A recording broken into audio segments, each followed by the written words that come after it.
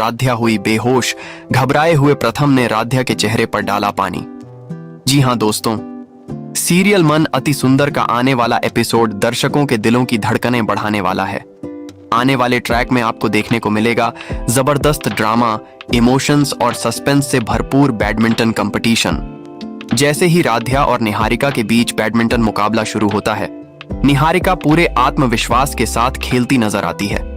उसका हर शॉट दमदार होता है और वह शुरुआत से ही राध्या पर भारी पड़ती दिखाई देती है। निहारिका का शानदार खेल देखकर रजनी घबरा जाती है और राध्या से कहती है कि निहारिका तो आज पूरी तरह चैंपियन लग रही है।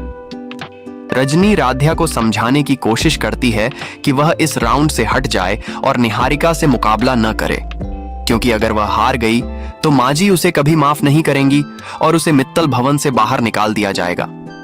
लेकिन राध्या रजनी की बात मानने से साफ इनकार कर देती है। वह कहती है कि माँ, अब चाहे जो भी हो जाए, जीत हो या हार, मैं इस बार पीछे नहीं हटूंगी। मैं डर कर मैदान नहीं छोड़ सकती।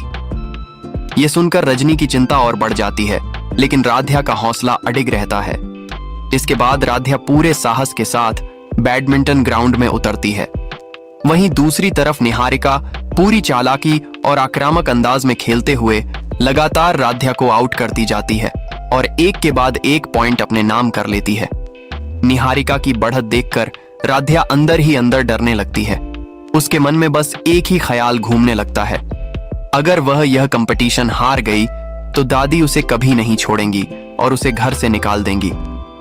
यही डर और तनाव राध्या के दिलो दिमाग पर हावी हो जाता है।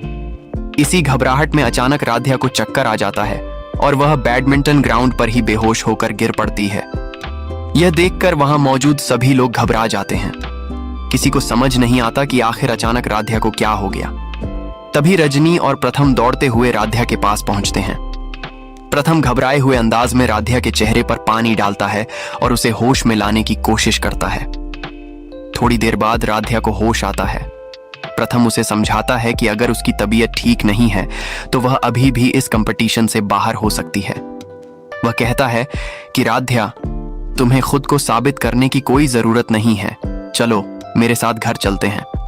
लेकिन राध्या एक बार फिर सबको चौंका देती है। वह घर जाने से मना कर देती है और कहती है कि वह यह मुकाबला अधूरा छोड़कर नहीं जा सकती।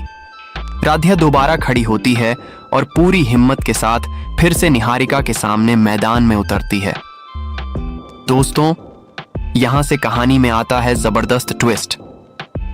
भोलेनाथ के आशीर्वाद और अपने मजबूत इरादों के दम पर राध्या आखिरी गोल तक पहुंचते पहुंचते निहारिका को मात दे देती है।